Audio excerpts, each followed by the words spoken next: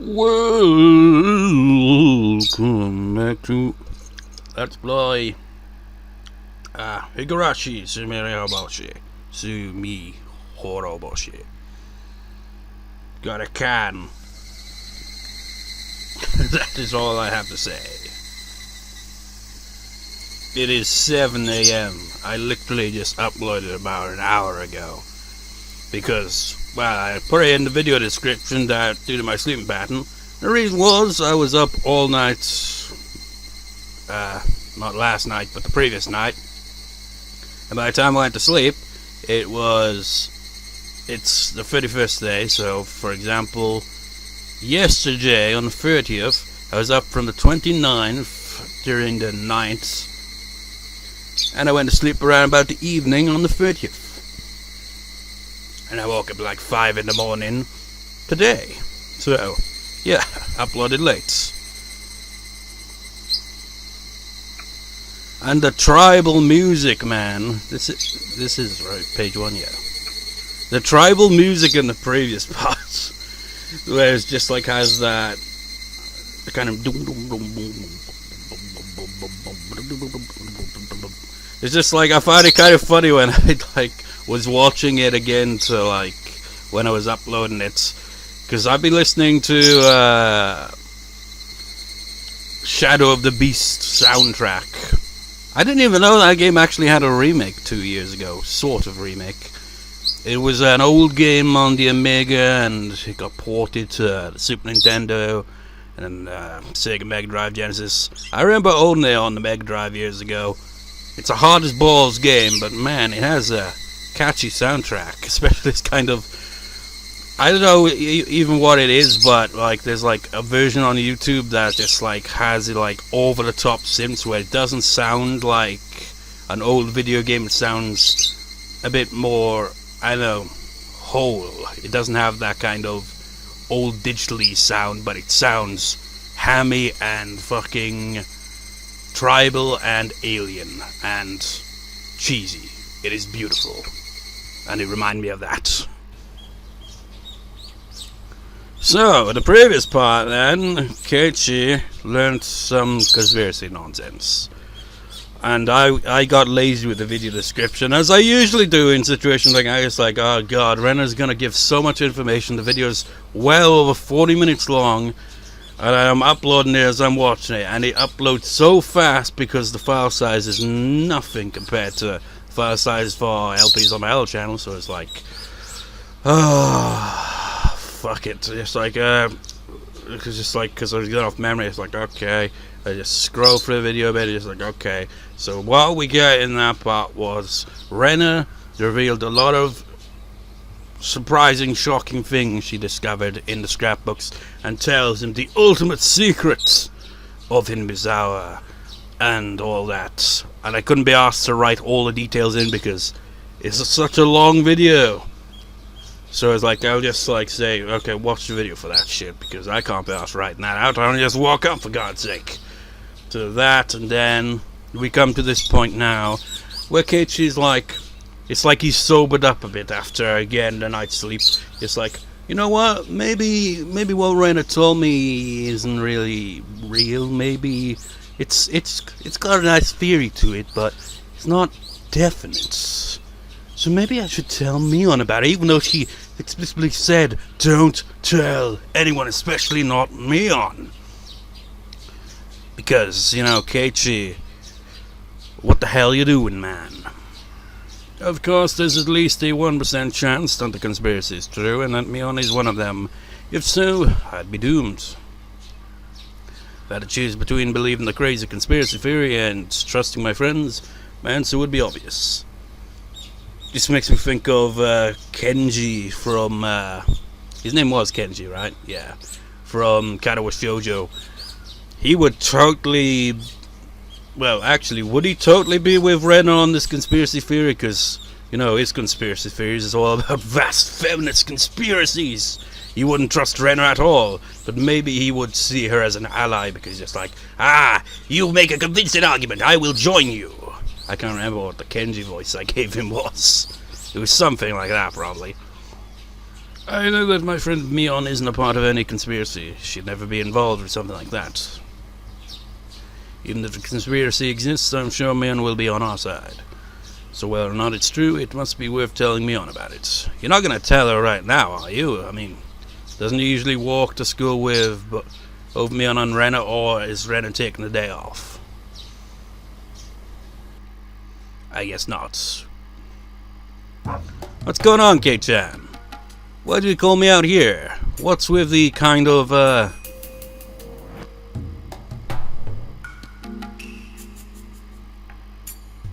swear also has a bit of a tribal feel, doesn't it? Isn't this the one that has that, yeah.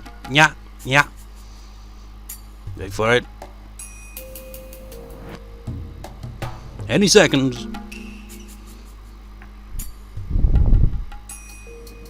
Come on.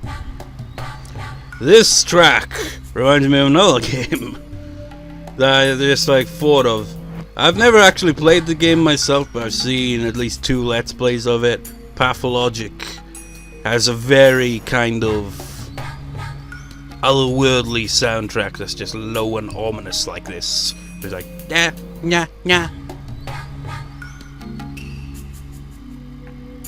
What did you call me out here? You told me not to tell anybody. You're not going to extort money from me, are you? Is that the first thing you think of when you're called out to the gymnasium storehouse room thing? Oh, I know, you want to give me a love letter, don't you? People usually use the shoe locker for that, you know. We don't really do that in the city. A lot of guys hand over their love letters in person. Really? So wait, you're, are you kidding me? That's not why I called you. I have to talk to you about something very important. I want you to listen without making fun of me. I bet Mion's disappointed because, you know, as we've seen throughout the series, Mion has a crush on him. Just drinking my can now. And, you know, Keiichi suffers from protagonist syndrome, which is a severe case of obliviousness to love. What is it? Do you know that there are people who want to revive the cult of Voyager-sama? No, she's just like, what? Huh? What are you talking about? This, of course, was just my way of getting a feel for the situation. I wanted to see how she was going to react by acting straight to the point. But Mion really did look puzzled. People wouldn't normally react like this if someone pointed out their secrets out of the blue. They always panic, if only just a little. I learned Mion was a brilliant actress, so she really didn't have anything to do with the idea of reviving Voyager-sama. I started to tell her everything. Mion, your family, the Sonozaki family, has a lot of influence in this region, including Hinamizawa, right? Do you think there's a possibility that they're working to revive the cult of Voyager-sama behind the scenes? Revive? Why? Well, you know, people today don't worship Voyager-sama like the people in the old days did. So, people like fundamentalists might be trying to make people worship Voyager-sama in the same way as the people of Onigafuchi. What? Wait a second. I have no idea what you're talking about. Are you sure you really have no idea what I'm talking about? Of course I don't. It sounds like one of those popular novels that sold 5 million copies over in America. It's just like, if this novel sold over 5 million copies on Steam, we would have trading cards a long time ago. Imagine that. I mean, Higurashi is a big series, but I wonder about that. It's like, in all its history, like, include the anime adaptations, manga adaptations, and the novels themselves, like, add them all up, and, like, just look at the West in general and think, have they ever, with all that combined, sold 5 million copies? I wonder. Or even in native Japan as well, it's like, has it sold 5 million copies before? Because that's a big number. Mion's reaction was very natural. It seemed impossible that she was pretending she didn't know anything about it. But regardless, I continued. Well, there are people like that in this village, for real. Do you know anything about them? You're saying that those people want to make us worship or share something like the people of Onikafuchi. What good will that do? You know, I think it means a lot to people who really believe. But think about it, Keiichi. Who'd be happy to live under those strict ancient rules? In this day and age, it's almost impossible to live without leaving the village. But for example, think about Rika-chan. All the old people say she's a reincarnation of Voyager-sama, right? Those people might be religious fanatics and... Are you talking about old man Kimiyoshi? Well, I know he's a deeply religious man for sure, but he isn't a fanatic. Believe me, there really are people who are trying to revive the cult of Voyager-sama. Okay, I'll believe you for now, because I want to hear the rest. Go on. They found out that the curse of Voyager-sama was just an endemic disease unique to this village. So now they're researching the pathogen. Where? First of all, what's an endemic disease? What's a pathogen? They sound gross.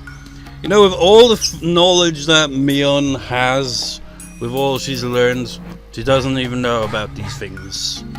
Then again, why would she need to, but still. I was getting confused. I didn't know what I was talking about myself anymore. I was deeply influenced by Rena last night and believed everything she said. But having said it all out loud, I started realizing how impossible the story sounded. Hey, back the story up a little, Keiichi.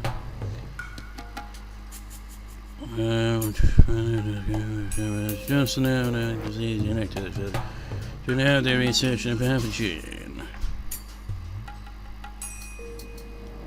Well, it does seem far-fetched, but I don't know. Who knows? It's like... just... I don't know. What's going on with you? Did Miya-san tell you all this? How did you know? Now is he even gonna reveal that the knowledge was from Rena? Just gonna be like, no, it was, she told me. Takano told me about it. Not the other way around, with it being second knowledge passed on from Rena. She's infamous for this kind of thing. She's an occult maniac. She always makes up crazy stories. A few people have gotten badly taken in by her before. She told me some of her stories once, and I remember they were actually very interesting. Is that true?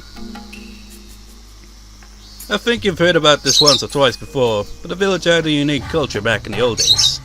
They did a lot of oppressive things like having very strict rules, very strict punishments, a bunch of other cruel traditions. They're well known among cult maniacs. Miyo-san is one of them. So the story I heard about the weird parasite that controls the village was... What? Parasite? Is that a new story she came up with?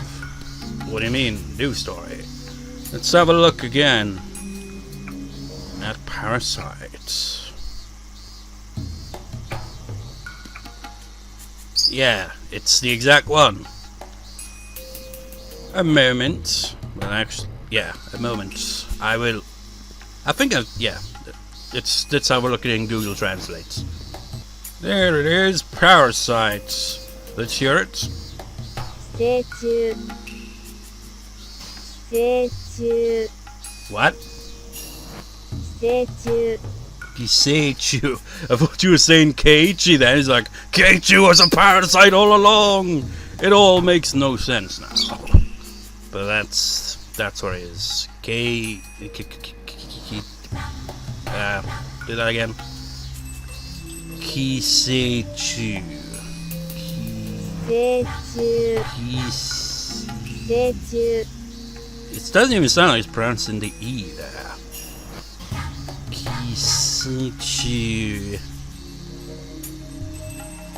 Anyways, back to English. Heard you love rattling that mirror, don't you? I told you, Miya-san is an occult maniac. She studies the weird legends surrounding Onikafuchi and enjoys making up hypotheses, theories, and wild stories about them. She's created a lot of different ones aside from that theory that parasites are controlling the village. One I heard an awful while back was about UFOs. That one was interesting since it's connected a lot of different dots. The story was about a UFO that crashed in Onikafuchi swamp long ago. The alien that was in the UFO and the villagers had a battle, something like that. It was like one of those sci-fi horror B-movies. The one Sadoko heard was a theory about creatures from the bottom of the ocean. The movement in the Earth's crust opened up a connection between the underwater world and Onikafuchi, and the princess of the underworld fell in love with a young man in a village. It was just a sci-fi version of Romeo and Juliet. The story about the parasites that you heard must be a new one. I hope she makes all of them into a book one day. Well, those ones sound even more absurd. Mion began laughing so hard that she had to hold her stomach. As I looked at her laughing like that, I realized I fell for something that ridiculous. Well, it is kind of ridiculous, but I can see how you'd be fooled by it, Keiichi, because unlike the ones that Mion just mentioned there, the kind of like, parasite kind of thing has some kind of ground in reality thing, like an epidemic disease, and like the foreign doctor coming into the picture and finding the cure kind of thing. That seems a bit more plausible than a freaking UFO or a freaking creature from the sea. It also makes me think of like mythology in general, like dragons and stuff.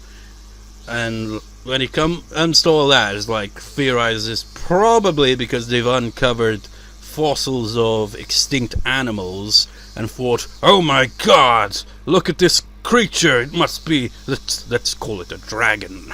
Just like, no, it wasn't a dragon, it was a dinosaur. And it's been extinct for millions of years. Just like, come across shit like that when you don't have any information on it, you're bound to speculate, isn't it? At that point, it was obvious. I'd been completely taken in. I'm sorry, Mion, but please answer my questions.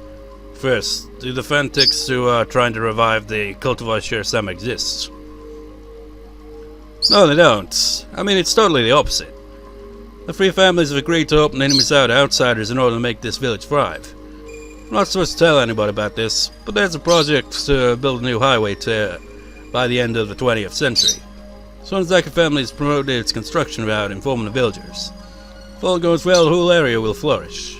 My grandma is betting she'll make a fortune when it causes land prices in the region to skyrocket. Well, most of the work will happen in the 21st century, so it'll likely end up taking over the project. But it is the 21st century now, and I don't see no, well, obviously not. What did you say it was? Open a new highway. What, leading into the village, or past the village, through the village, or just leading into the town, or what? Where would this highway be going? Yes, I wonder about the actual village where these images come from. It must be still one of those rural villages that, you don't exactly have a highway taking you there. It's just like, no, we're gonna have to go off the off-roads now. We're gonna just like, I don't know. It's probably not quite like one of those ones where it's like, okay, now we have to walk for 2 days or so to get there. Maybe, but I don't know. It's definitely a rural village nonetheless. So you don't think there are people who hate outsiders? I told you, there are no such people. What makes you think we want to make this village more inconvenient than it already is? In fact, we've already started selling land in the village to rich people who want to build country residences here. Yours is on the first lot we sold, Keiichi. Didn't the villagers welcome you? The three families are trying to do everything they can to help young people from leaving the village. You know what, it makes me wonder, like, what if foreigners, like actual foreigners, came to this village? Like, this is 1980s here as well, rural Japanese village. Just like have like someone from, like, say, the UK or America just show up and be like, How would they react to that, you know? There was nothing vague about what Mion had said. Her story makes a lot more sense than Takano-san's delusional theories. And so Mion's words woke me from that delusion. So, what about this? I heard that the residents of Inamizawa have extraordinary high levels of something in their blood. It proves that they're infected by parasites. Really? How did Mion-san figure that out? Takano-san is a nurse. I'm sure she can do that. How do you think anyone would give her blood samples for no reason? Because I sure don't. Even if she could get blood samples somehow, how and where would she examine them?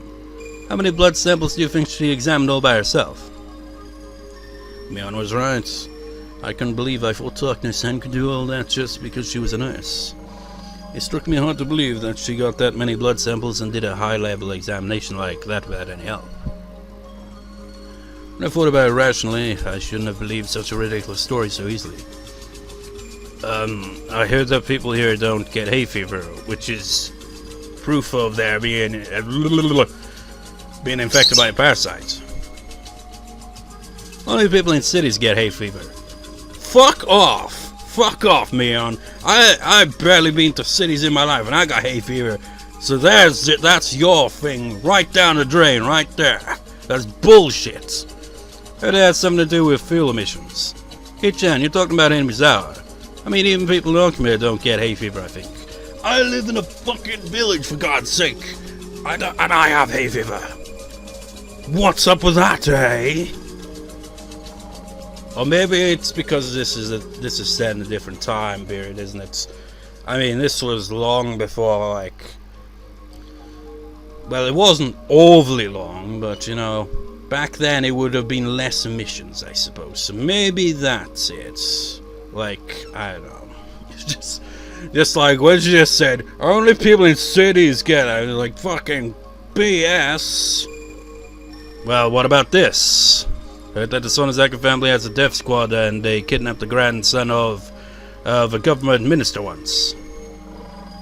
That sounds cool. I wish I had a squad like that. But, Matsubushi though. Even I was sounding ridiculous. It's kind of funny in a way. It's that last one, just like interruption out of food. But anyways, like that last one fits in with the rest of them, doesn't it? But it's just like, oh, but Matsubushi, yes, yeah, yes.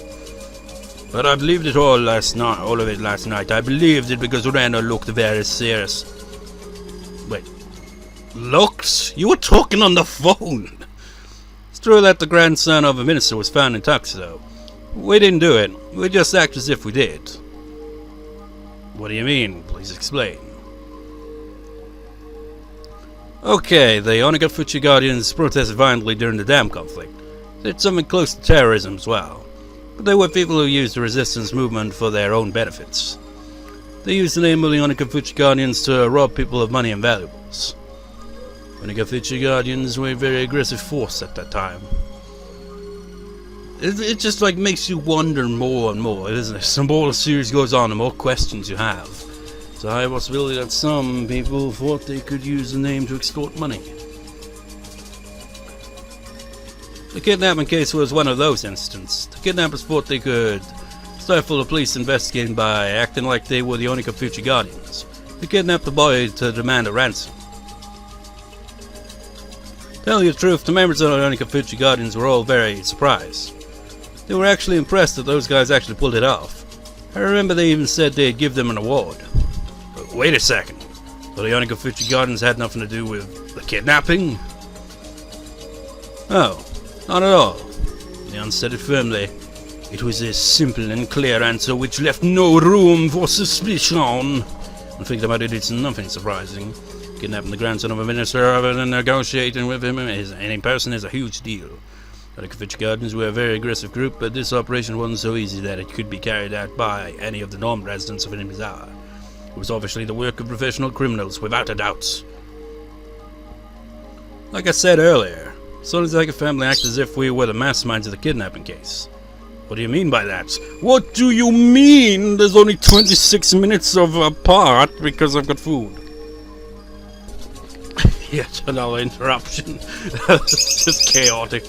It's like I'm taking out all the recycling there. Anyways, before we wrap this part up so I can eat my little food, I still haven't got a word of the day. We'll go with theory if it's in here. There is a theory that if you eat food... Just trying to figure a stupid answer to that. It's like, if you eat food, you continue to live. Or something stupid like that. Theory... It's gotta be in here. I don't see it though. Serious? You don't even have a theory in you, that's bullshit. How about instead we will have...